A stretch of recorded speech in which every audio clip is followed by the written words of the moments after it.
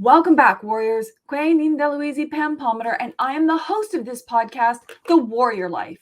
We cover everything from native sovereignty, treaties, and land back to decolonization, reconciliation, and how to support the struggle.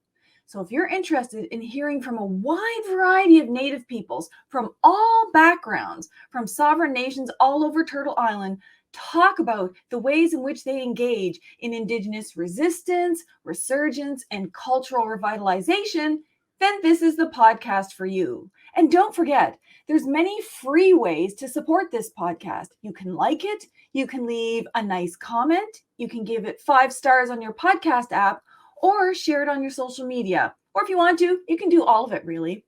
On today's podcast, we have an amazing Mi'kmaq woman that I have been trying to get on this show forever. I think maybe I'm her biggest fan. Not only is she an award-winning artist, but she's also known, at least according to Instagram, as being a burger lover. So you don't want to miss this episode. This promises to be very interesting.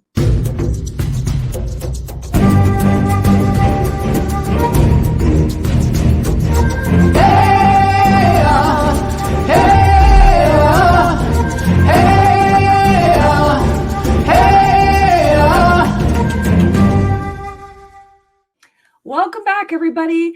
Kwe Tansei Sego Ani Buju. To everybody who is out there, hello and bonjour. Welcome to a new season of the Warrior Life podcast. Today we have with us an award-winning Mi'kmaq artist who has shown her work in numerous professional shows.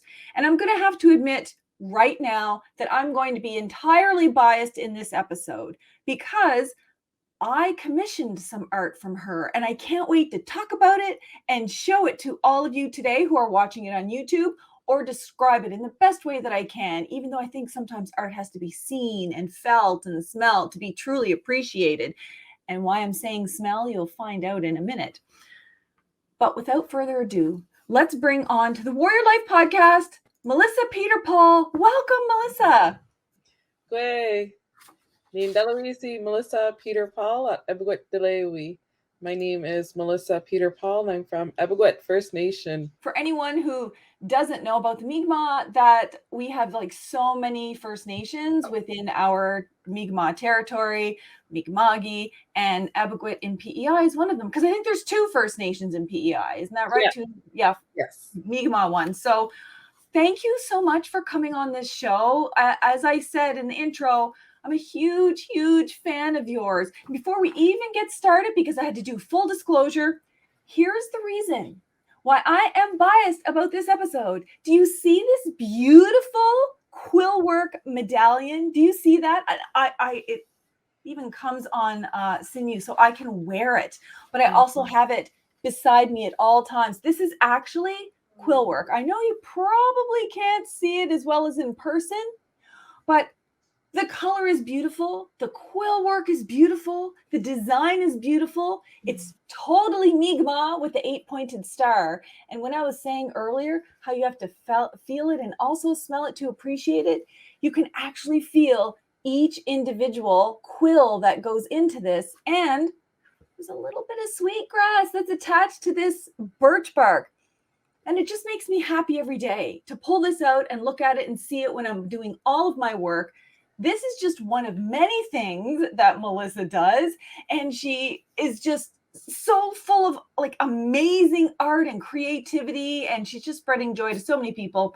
So before I just, go off with 1,000 questions, Melissa, maybe you could tell us a little bit about your community and family and how you got into all this. So I live in a small community about 20 minutes east of Charlottetown, Prince Edward Island. I've lived here most of my life. I live in my family home right now, so it feels really good being able to raise my children where I was raised, in the exact same home, in the same community. And so I moved away for school just a little bit during high school. I think I was like 16 when I was on my own, just to finish high school and stuff like that. So, but I did come back to my community, and Well, I lived in Charlottetown for a few years when I had my son, but we were always close, always involved. Um, so we have a lot of family here, and Mhm. um, like this is the area where my family would harvest, and I can't say hunt because we don't we have like fish and stuff, Yeah, but yeah. What not happens when you live no. on a tiny island? Yeah. So a lot of our harvesting for my family was done here. And I'm so grateful that my grandmother and my grandparents and my aunts and uncles and they were all involved in it. And that was the way of Mhm. life for them, going into the woods, and they knew all the spots around our community, like where to get what medicine. Like it was like it was comforting, but also when I was growing up, it it was a way of life for us, but it wasn't something that I really knew a lot about. I just knew like, okay, I gotta go with Graham to go here. I gotta go do this. Like so it was comforting knowing that, I had a short period of time that I got to spend with my grandmother and get those teachings and stuff like that. Mhm. So now I'm actually picking sweetgrass in the same spot that my grandmothers did, and that's Oh. yeah, it's such an honor to be able to sit there and pick and just smell that medicine and just to be in that moment. And because you can feel them, like everything that I do, I can feel my ancestors' presence, Mhm. and I think that connection um is what keeps me going and what keeps the creativity coming and what keeps the strength too, just to get through daily life activities. Like Mhm. so quill work has been amazing for me, and I love that I get to share it with other people. Yeah. I'm not creative at all. I have like a massive family, 8 sisters and 3 brothers, and some of my sisters are super great at like beading or painting or drawing or making clothes. I didn't get any of those talents. So I have to support Indigenous artists. Not have to, I like to support Indigenous artists, but you know, for people who are on the podcast, I won't be able to explain it properly, but my medallion, for example, is the 8-pointed star. It's got like lots of the traditional colors in it, black, white, yellow, red, of course, red, but it also has yellow in it and like a lighter blue. But if you go online and look at these, it's not like she just makes this and does the same one over and over. Each one she does is so unique, and some of them are super detailed. And I'm thinking, how on earth do you do that with a quill? It's not like a bead. A bead is, you can make just about anything out of beads, but I'm thinking, how do you do all this detail with quill work? A lot of practice. So I've been quilling since 2014, so it's about 8 years now. But Wow. before that, I was doing beadwork, I was making regalia, just whatever I could do with my hands to be creative. Like at an early age, like I knew that's what I needed. So like I even remember my mom, like she would be up sewing regalias all night, and I'm like, oh, I want to make scrunchies with your leftover material. So I would be like jamming up her sewing machine, like not even sure how to work it. Like, but I was determined. I did make some, but there was a lot of stitches like gathered up on my scrunchies. I'm like, well, you just flip them inside out anyways. Yeah, yeah. So I'm so grateful that my parents, they always encouraged that creativity. And for them as well, seeing them being creative, but that was because they knew they needed to provide, right? Mhm. So it wasn't, you didn't see them being creative all the time. But during the winter, when months were harder and we struggled more, our family, we would be making things to sell. And i just I don't I'm just so grateful that they passed that knowledge and that gift on to me. that, I have this as a way of life, and to take care of me and my children. So we never Mhm. feel stuck. And that's something I can take from my grandparents. Like, they were never stuck. They had all of their family that was making Mhm. baskets, and everybody in their family had a different role in the basket making. So when I was asking my uncles and my aunt and how to make baskets, I would get different stories from each of my uncles and my aunts, because they all had a different role in the basket making. So it was pretty neat. Like, at the end of it, and I'm like, huh, they all did different things. And just to hear those different stories and Mhm. to know that's like all passing on, it's pretty cool. It is so special when you think about it. So, I mean, this is beautiful. And I think every artist also adds their own interpretation, their own vision in every piece they do. But it's so you couldn't not look at this and say, oh, I wonder what nation that comes from. I mean, that's so clearly Mi'kmaq, right? You know, the colors are eight-pointed star. And I just think about, you're carrying it on, you're doing it in the present. Your kids will be impacted by that, whether they do that kind of art or any art. It's just being around it, and that it came from your family, came from the ancestors, and it's carrying on a culture that Canada literally tried to destroy. The Yeah. Indian Act tried to outlaw, like all of the significant challenges. And it's not to say that, you know, we still don't have these challenges, but to know that art helped inspire. It helped give people hope. It helped remind us of our culture and connection. It was like a form of resistance too. Think about the people that were still doing art, even though at the time it wasn't something that was celebrated. And also the fact that it's in line with our traditions. Like, you think about our traditions, how we would make things, manufacture things, gather things, and we would trade with other nations. Like, some of the trade was really extensive. So what you're doing now is engaging in a traditional form of trade. You make these things and you sell them, and it's this trade that we've just been doing forever. And that's what I like about it so much. I can just hold on to my medallion and know these are our ancestors, these are our people, these are, like, your heart went into this and all of the effort.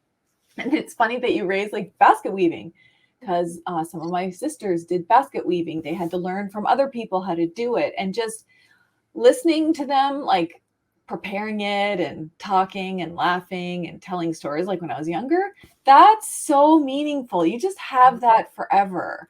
And like you said, I think you said you've been doing quill work for about 8 years. Yes, 8 years. What made you decide to get into quill work specifically? So my cousin Cheryl Simon, she was doing quill work, and she was doing quill work workshops in our community, and she had messaged me, and she's like, "Are you coming?" I'm like, "Okay." um, so I went to her workshop, and then, like, soon as I picked up that quill, like, it was like something woke up inside of me, and I've never touched a porcupine quill before. And I wasn't even aware of our family's history with quill work at the time. So it was supposed to be like an all-day workshop, and I think I probably finished in an hour and a half. And I just I felt so much pride and so much joy doing this quill work. And it feels like that's what I was searching for all my life. Like, I knew I needed to be creative, and I knew that's what made me feel better. But once I did quill work, there was a certain spark that lit inside me that, um, yeah, I still feel it today. And that connection to the art, to the culture, to my ancestors, is something that is so strong. um it's so beautiful, and I'm so grateful that I get to make art, Yeah. and something that, a traditional art that our ancestors have Mhm. made, and I get to keep it going, and I get to share this art with people. So I do workshops, and I love doing workshops. And And I'm like, are they going to feel it? Are they going to feel that? Like, and the workshops are they're always so great. And people, Mhm. when they first sit down, they see these, natural materials and they're like, I can't make that. And I'm like, yes, you Mhm. can. Ah. Yeah. So I've taught quill work to ages like 3 to 80. Like, Wow. So yeah, it's not too late for me then. no, not too late. Yeah. That's So awesome. And like when I think about it, because that would have been my reaction as you were talking, that you learned it later in life and that other people can learn it. And I was thinking, oh, yeah, no, I can't. Like, I don't have a creative bone in my body. But then I think about your journey. You haven't been doing quill work since you were 3 years old. You that wasn't in your mind. This is going to be my path forward. And that just goes to show, how the elders say sometimes you know your path and you're working along it. But sometimes the path just unravels in front of you and you had no idea what you yeah. were going to do, but you embraced opportunities and different experiences. And now here you are, like this totally famous Mi'kmaq artist. And you don't just do medallions, do you? Like, because if you look at the store on your website, you make a whole bunch of different things. And maybe you could just tell some of the listeners or viewers some of the other things that you make, because these are like, this is commissioned artwork that stands in and of itself. Like, I'm terrified to even wear it because I never want to do anything to damage it. It's like, oh, I just value it so much. But you Aw. also have other things too. Yeah, so I just want to make sure that I'm engaging all my customers with all different kinds of budgets. Because I know for me, I know what it feels like to hold a piece of quill work, to own it. And so I have different things on my store. Like I have like this little ornament with like snowflakes on it. It's got like a light blue and kind of like an indigo color. Mhm. And so I have like, and then I have like cards as well. And and I have like kits too. Like, if somebody wanted to learn, I would send them a kit and like a YouTube link on like how to make it, like a tutorial. So there's different stuff on my website, but there's going to be posters coming this month on my website. So that's something I'm really excited about because I always make these little things and then I post them on my social media. So there's Mhm. like 12 pieces of my quill work, and everyone's like, make posters. And I Yes. don't know how to make posters. So there was this week one lady had messaged me and she's like, did you order your posters yet? I'm like, no. And then I made it up, and a couple hours later I was like, I made them. I was like, now's the time, because like I have about 18 days left until our Indigenous Christmas market in Charlottetown. So, Oh. so for October and November is when I kind of take a break from my big commission orders, because Mhm. I want to be able to make these smaller pieces. And they're more like, I would spend a whole day making ornaments rather than just making one at a time. Right. Um, yeah, so our Christmas market is coming up on November 26th, and I'm so excited. It's such a Wow. wonderful event. This is something that I had started in 2018, but now we have our Indigenous Tourism Association of PEI that took over the event, and it's so beautiful. It's so wonderful. So that's what I'm working on now.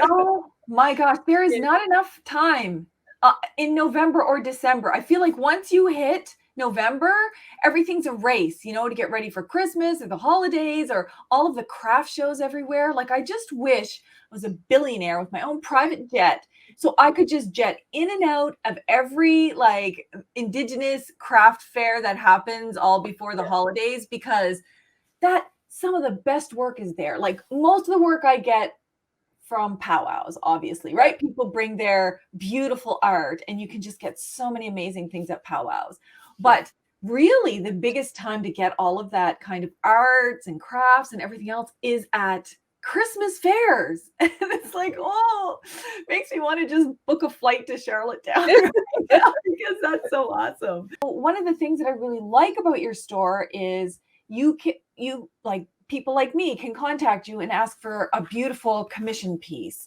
And that takes a while to do. And obviously, because it's so amazing. But like you said, there are things on there that people with all different price brackets can buy. And I think not only is that important for an online store, because it's a way of making sure everyone gets to benefit from our traditions, right? But also, they do that at powwows and they do that Christmas shows. So you can buy someone a gift that looks like it's worth $200, you know, like that little ornament that you were showing, the little Christmas ornament. And it's got all the culture and the meaning and love in it. And so it's not really about the price, but the price makes it accessible. Yes. And I wanted to ask you about that because I know it's probably like a pet peeve, maybe a pet peeve of yours, but it's a pet peeve of mine when I hear people go through markets, say non-native people, or they happen to visit a powwow or an art showing, and they say, "Oh my gosh, this is so expensive. Like, why are they overcharging for all of these like arts and crafts?" Because in their mind, they belittle it to like an arts and craft, and they don't understand what goes into it. Like anyone who sees this medallion, where you go online and you see Melissa's store, for example, this wasn't just thrown together in an hour. You know what I mean? This takes a long time. Like, what's all involved in making just something like this? One of these really big medallions that are on birch bark, has sweetgrass, and all of these different colored quills. So before any of the design happens, all the harvesting has to happen. So the harvesting takes place certain times of the year. And we always have to make sure that we have enough to last us a year. And also, but we're only taking what we need. So if you're a first time quiller, that would be difficult to determine like how much are you going to need. So always start off small. So you might have cousins that have some extra materials. So we start with our sweetgrass. Actually, we start with our spruce roots because once it's springtime and the ground is soft, that's when we can harvest our spruce roots. And then also there's birch bark that we're going to harvest. We have about a 2-week window out of the year to harvest summer bark. So, and sometimes it's when the fireflies are out, and sometimes it's like way after or way before, because of climate change, that has changed. And so I'm always ready that time of the year. It could be 2 weeks before or 2 weeks after. And then we're picking our sweetgrass in August. So my mother comes home from Alberta every summer to come and pick sweetgrass. And because I was a slow picker. my mother is so quick, and I used to be so scared of bumblebees, and it would be so hot. Like I would probably pick a little tiny braid, and my mother could be down there like 2-3 hours, and I'm just like, wow, like she's so strong and she's so determined. But this is what she was doing since she was a little girl as well. So she knows what it takes to get this job done. And so she would always come down, and in the early years when I started quilling, she was doing all of the harvesting for me, because when I was with her, I'm like, is this it? Mom, is this it? Yeah. Mom, when are we gonna go eat? Like just bugging her. Oh my god. even being little and being out there, and I'm like, why are we here? Oh yeah. We already got sweetgrass last year. But like all of these things were happening when I was younger and when I was a child. And although I probably didn't know the importance of it, I'm so glad that I was there to experience it. And now to know, all of that knowledge. And I'm just so grateful. So once I get the spruce roots, the sweetgrass, the birch bark, and now it's time to get some porcupine quills. So I live on this beautiful island called Ebaguet, and there is no porcupines on this island at all.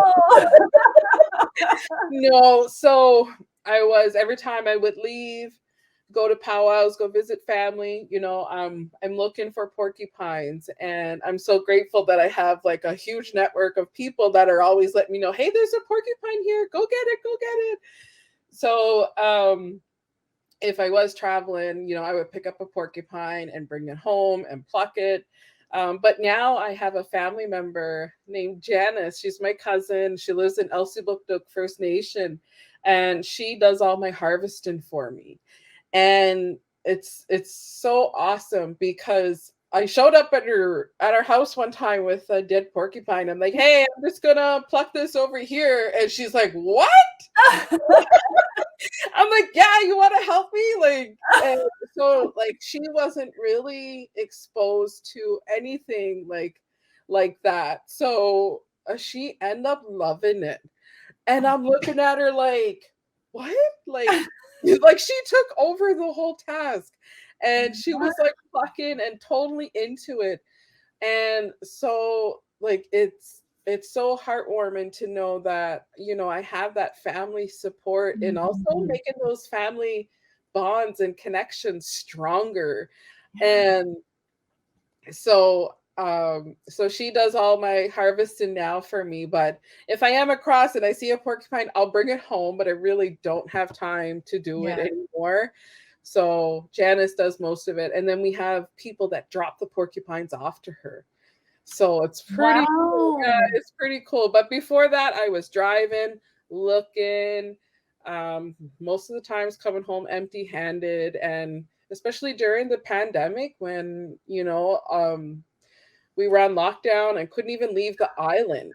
Like, I was like, what? I need porcupine. Like, this is how I provide for my family. Like, it was because lockdown was in March. So I'm like ready to go looking for porcupines in April, and we couldn't leave.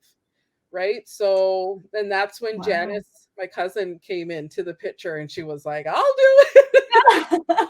Yeah. So I'm so grateful to have those family connections, and that they're showing the interest and love into this art. And it's making, all of these bonds stronger. And I'm so grateful. This art has done so much for me and my family. And yeah, so once we get the quills, then I have to clean them. So I can get about a shoebox of quills from one porcupine, and that could be maybe 2 batches of colors that might last a year.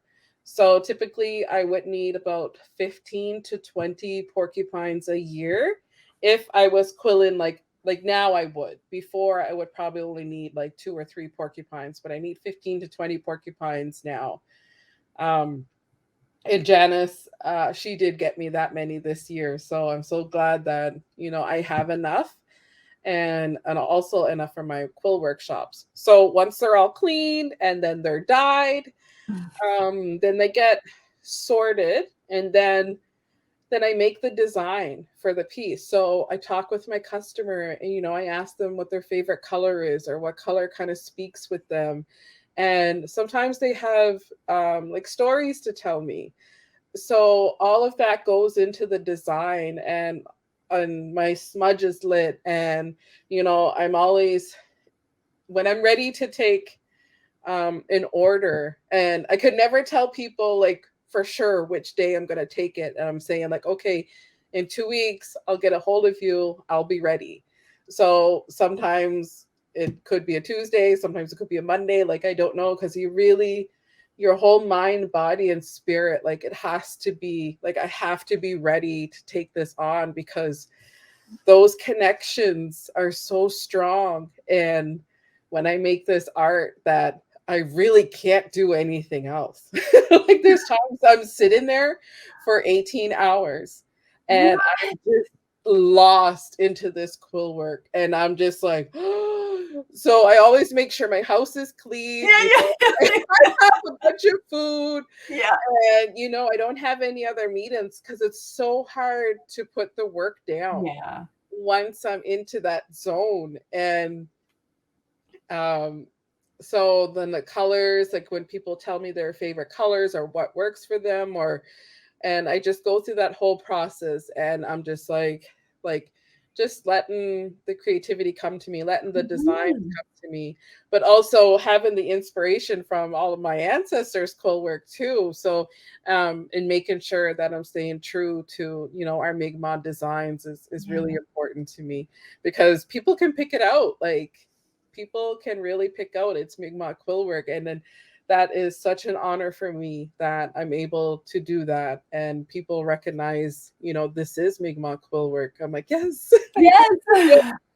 because that's important to me, staying Yeah. true to those. Wow. So when you think about it, everyone who is listening to this, we're not talking about sitting down at the table, having a chat with someone for an hour and there you've got this kind of medallion done. It's all of the prep work, the cost, the labor associated with even just acquiring the materials. And I don't know that everybody really appreciates that. That in and of itself is part of the item. And then the consultations, like our consultation was awesome. You just kind of knew exactly what I was looking for. I didn't have to explain it or anything. And you were right. So for anyone who's wondering, I didn't just call her one day and say, hey, this is what I want. I reached out and contacted her, and she's like, well, I'll get back to you when, we can consult on this. And so there's all of that prep work, all of the coloring, the consultation, then the design, and then you have to sit down and actually do the quill work. I mean, obviously, in addition to getting all of the, sweetgrass or birch and everything else, what I guess my question is, that's a lot of work even before you even start doing the quill work. But something like this must take a very long time. Like, this is more than just a couple hours work, isn't it? Yeah, that was probably 20, maybe, no, maybe it was under 20 hours. So and sometimes I'm holding the quill sitting there for like 30 minutes, like, where is this gonna go? Like, Oh, yeah, so I'm like, where is this gonna go? How is this gonna work? And then, I'm lighting my smudge and I'm coming back and I'm like, okay, like, um, but I can do that a lot quicker now. well, with Yeah, experience, right? yeah, But then that's the same thing. People have to also pay for experience, right?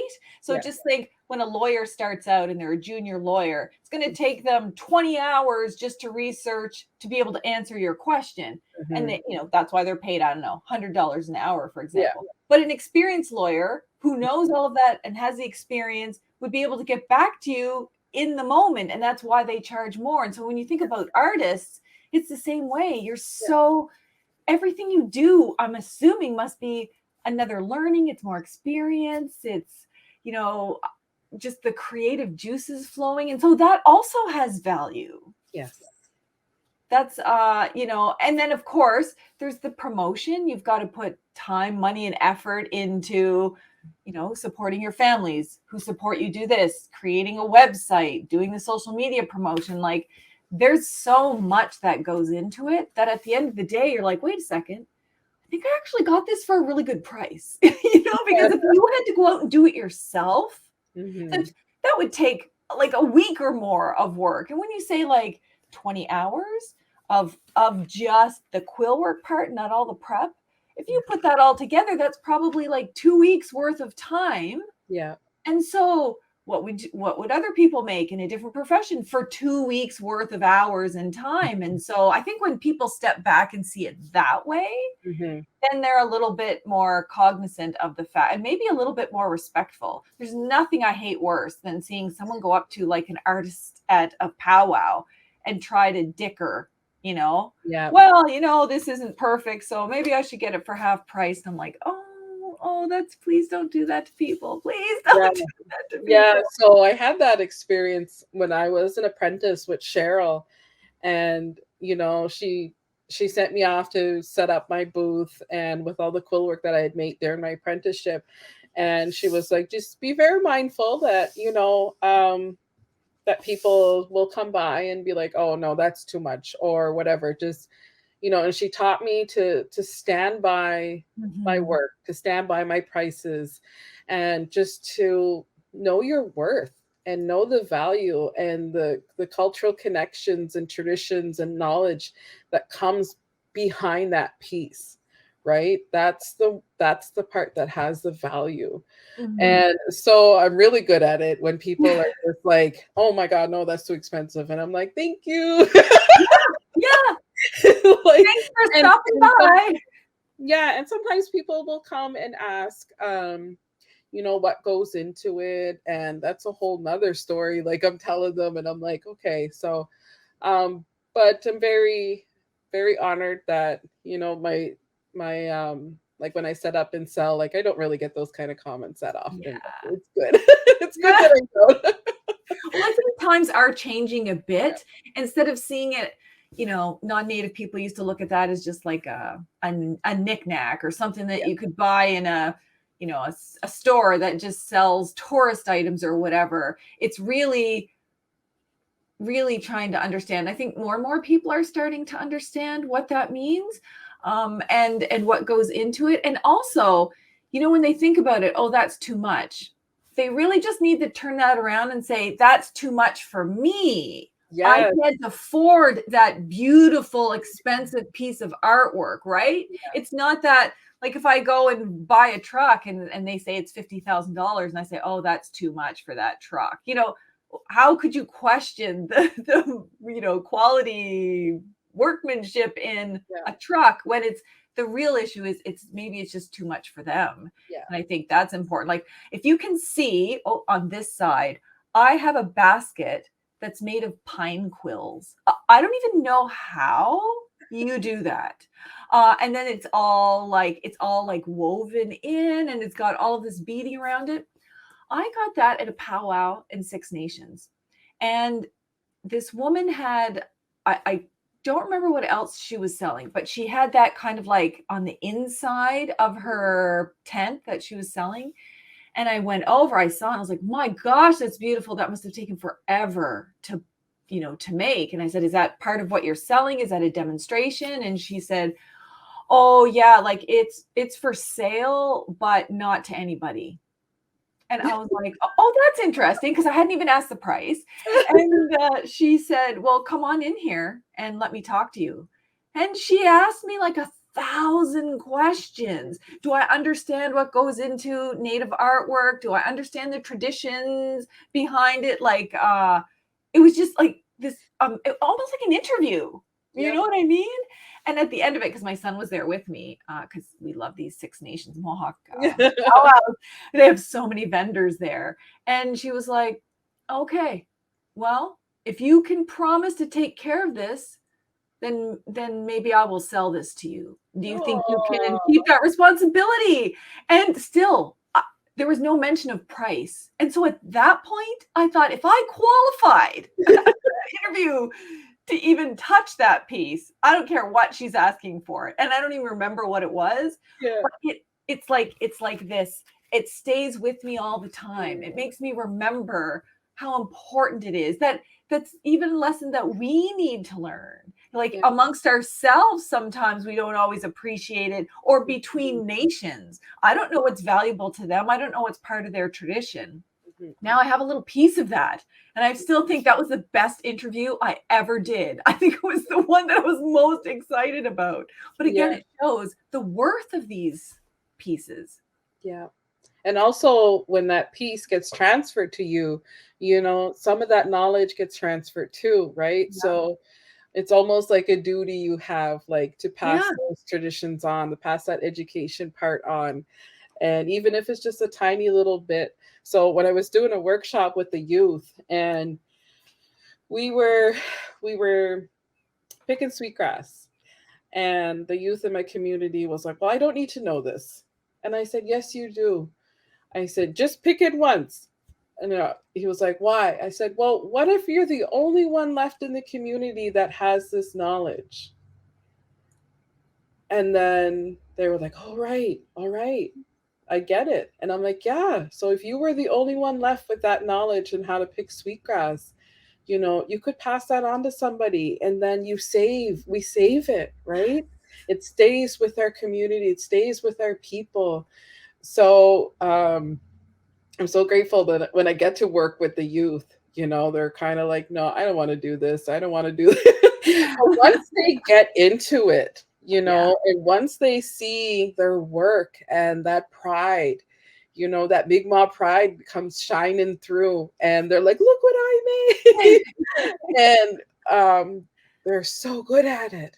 Oh, Like, it's like that that memory in their hands, from their ancestors, and they're doing this quill work, and it's so awesome to see it. So I'm glad I get to work with the youth and elders and children, and I get to share that connection. yeah. Yeah, so with that quill work. So I've been doing it for 8 years, and like I'm like, I don't know if I'll do anything else. There's so many different opportunities that come with my quill work. Um, and it's something different every day. Mm. And yeah, it's just a beautiful journey that the quills are taking me on. And yeah, I just love it. Please tell me that you don't also have to work 2 or 3 other jobs in addition to this one, please, because I just can't imagine if you had to work full time in some other job plus work full time at art, how anyone would even do that. And I know that some artists have to do that. No, I do my art full time. Yeah. And yeah, so in 2018 is when I took the leap, and I got a business mentor and went through this whole business program, and that's when I was like, okay, I'm taking the leap. And my boss really supported me in doing it, and I'm like, okay, I'm like, does this mean you just don't want me to come back? And she's like, no, like she saw something, Yeah. that probably I couldn't see, or I probably didn't have that push or that confidence, but she saw it Mhm. because all of the work that I was doing with Mi'kmaq artists. So I was a craft development officer. So I was working with all the Mi'kmaq artists here on the Oh, island, wow. and I was getting them helping their business, or I was helping with pricing, or I was like we had a cultural center in Cavendish that I was working at, and artists would come every week and they would set up. And so I was helping the artists, get to the place where I wanted to be. I Yeah. I think I wanted to be there. I didn't even know. I just, I knew that there was this whole network of Mi'kmaq artists that, Mhm. they needed that support. Yeah. Um so now we have so many people creating. We have so like a handful of Mi'kmaq quillers here on the island now. And we have the Quill Sisters podcast. I'm not in it, but it's still on my website. Well, uh, what is that? What is that? Because we can promote that here too. yeah. What is the Quill Sisters podcast? That just for people who don't know. Yeah, so when I was the craft development officer, I was doing some work in Lennox Island, PEI, and I was visiting the Molly studio. So that's Mi'kmaq Artisans of Lennox Island. So it's Molly. And Kay Sark and Cheryl Simon, we were doing a lot of work together. And then we end up just having this group chat. And I'm like, hey, my Quill sisters. So that's how the name came about. I just called them my Quill sisters, because that's what connected us. And so we called each other Quill sisters probably a few years before even the thought of a podcast came to our minds. And so then I designed the logo and I put it on the website, and I was like, okay, we're ready to go. And then I had some health issues and I wasn't able to be a part of the podcast, and um it just didn't work out for me. So, but I still promote them and I listen to all their stories, and someday I'll get back on there. Some days I'll get on there, but It's so you can hear all the different interviews from like my uncles and my mom and my auntie and all of the stories of like our quill experiences. Like it's just it's a beautiful podcast. You can hear all the different things on there about quill work. Epic Quill Sisters podcast is so unique. It makes you feel like you're just sitting on someone's kitchen table, Yeah, having tea, talking about culture, talking about family, having laughs. I mean, yeah, that's all part of our culture. And yeah. again, I'm going to promote this Epic Quill Sisters podcast. We'll post links, of course, in the my podcast here and in the YouTube. And just so you know, there is a very special medallion that is featured in the logo for this podcast. So I feel like not only am I part of this amazing art, but I'm now part of another cool podcast. It's just so awesome. Oh, Yeah, no, it's really good. And I wanted to make sure that we didn't, miss out, because there's some things I want to get some advice from you in terms of how we can support artists. mhm, But it's important to know, because obviously Melissa's very humble. But if you go to her website and look at her CV, she's gotten like grants in 2016, 2018, 2019, 2020 to support the work that she's doing. At the Atlantic Craft Trade Show, she won Best New Product Award with the Mi'kmaq quill art. She does shows. There was a show in June 2021 called Stitching Ourselves Together. And there's just been a whole list. Like if you look at her CV and take time to go look at it, because this also is part of the art. mhm, It's participating, it's supporting other artists, it's mentoring other artists, it's collaborating, it's showing your work, all of that. I know basically everything you do is in this medallion too. So there's lots of shows that she's been on. She's done lots of commissioned work. And again, I'm there. I'm there. I commissioned this. So I just seeing my name there, I was like, oh, I feel so excited. And then there's lots of articles that you can go and read about it. Basically, everything is here. And if I got this right, yes, she also has a gallery on her website where you can look at just individual pictures of some mhm, of the medallions she's done. She's got like baskets there. She's got the ornaments. It's just phenomenal. Just looking at it mhm. will make you all happy. And so I suggest that you all do that. But in addition to that, Melissa, before we let you go, what are some ways that that could be Canadians, that could be Americans, it could be First Nations, how can we support Native artists? What are the kinds of things we could do to support you all? Oh, the number one thing is buy our art. But also, if you're not able to buy art, share in, social media posts um, of artists. And I have a lot of different like organizations that take their time like to highlight artists. So I've gotten a lot of opportunities just from that alone. So stuff like that, just sharing other people's posts, other artists' posts, it's it helps get our work out there, right? So that's um I think that's the main thing for me when other people share it Mhm. and have those conversations. And it just it all comes. So Yeah. Yeah. And now, like, if people come and listen to this podcast, they will hear you and your voice and your experiences, and they'll actually know the person behind the art. And I think that's also a part of it, too. Then you have a connection of some sort to all of this.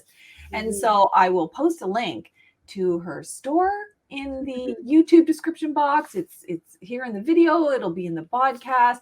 And let's support her and all other Indigenous artists. Let's support on social media. That doesn't cost anything to do, to mhm, say, hey, check out this amazing mhm, artwork, and I know for me, I'm a terrible, terrible, terrible addict for Native artists. And one of the worst inventions, or best, has been Instagram. Because yeah, how Instagram, it's not like Twitter where you just, put however many characters. It's literally a picture, a bright, beautiful picture of something like this, and says, hey, I do commission work. And it's like, no, because I want this. So Instagram has become like It's like the powwow, Yeah. or a Christmas fair. You get to look at the actual work.